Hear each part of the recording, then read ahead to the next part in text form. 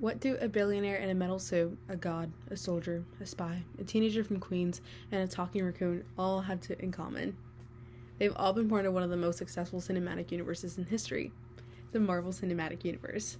And when Marvel first started off, superhero movies weren't exactly doing the best. We had Spider-Man and X-Men which were thriving, but critics were very harsh on movies like Daredevil and Hulk and Fantastic Four. Those weren't doing exactly the best. So these movies were not only a risk for actors to take on, but for studios to take on.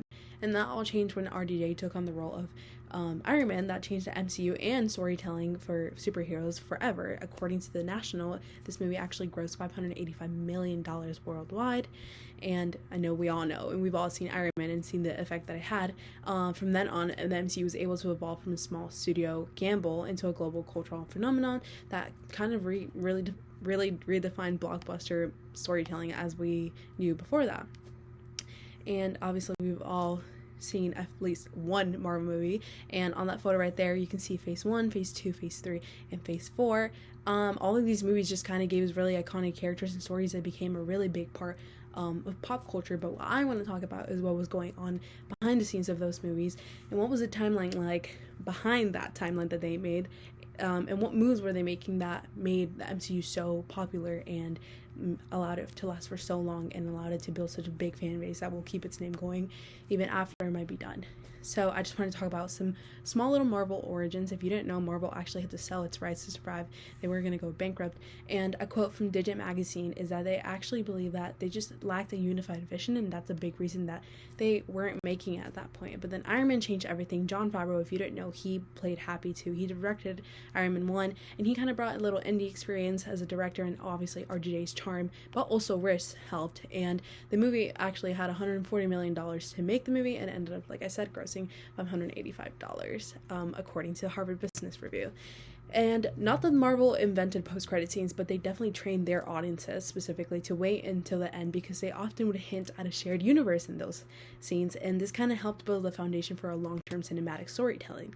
And after that, once Marvel had kind of founded themselves and said that they were here to stay, and had a fan base that would pretty much follow them through everything, they began connecting their individual films into a more coherent universe and kind of got fans excited about who they would see. And this is when we get the movie Avengers, a really amazing movie that kind of actually grossed $1.5 billion worldwide, according to the CBR. And it proved that shared universe, the shared universe model does actually work, and people want to see that. It proved that there was an impact on the audience. They obviously set a bunch of box office records, and it just showed that long-term storytelling is something that people want to see, according to the Starburst magazine. And actually now, Marvel films overall have grossed over $17 billion.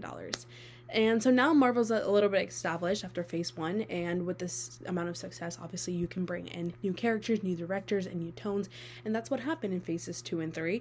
Once those got greenlit, we got a bunch of new people, and with this came, like I said, new directors, one of those being Peyton Reed, and another one being James Gunn. They, actually a fun fact about directors, once they became part of the MCU, their ratings on Rotten Tomatoes surged up by 18%, which I just think is really cool, and one of those directors was actually James Gunn. It's just a fun fact to show you how big of an impact just bringing in new faces made in Marvel, and like how these are the things that made them stay and feel unique. James Gunn obviously is known for directing the Guardians of the Galaxy movies, and you can just really hear it because he's known for his amazing soundtracks in those movies, and every Marvel fan knows and love that. Another thing I think Marvel was doing really well is, I think they did this from the start, but I think they were building it up more and more as we went, is deeper emotional arcs. I think this is the reason I really love Marvel, is because they weren't afraid to kind of tap into darker things.